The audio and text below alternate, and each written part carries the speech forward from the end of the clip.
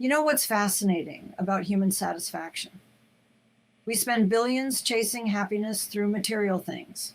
But here's Jesus saying he has food to eat that his closest followers knew nothing about, and it had nothing to do with actual food.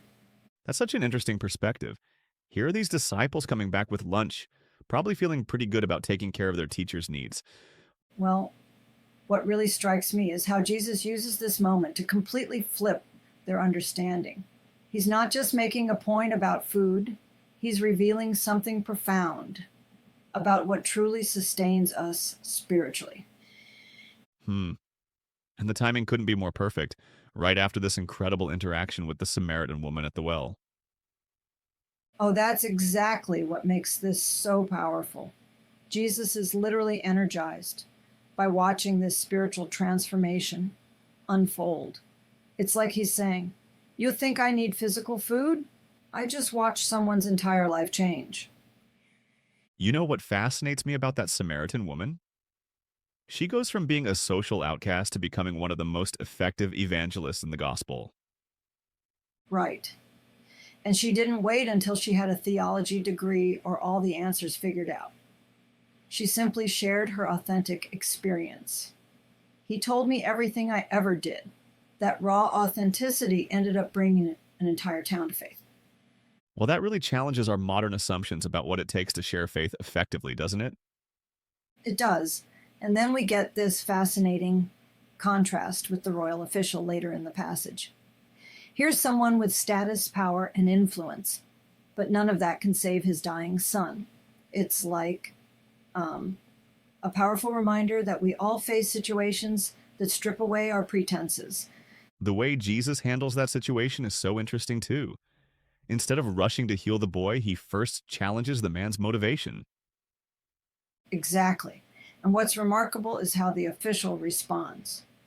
When Jesus simply says, go, your son will live, this man, who probably was used to demanding things happen his way, just takes Jesus at his word and starts walking home. That kind of reminds me of studies showing how crisis moments often lead to the deepest personal transformations. Like research suggests that about 86% of major life changes come after significant challenges. That's such a good point.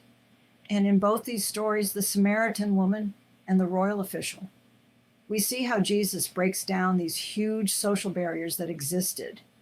I mean, Samaritans and Jews had been enemies for generations, with centuries of cultural and religious tension between them.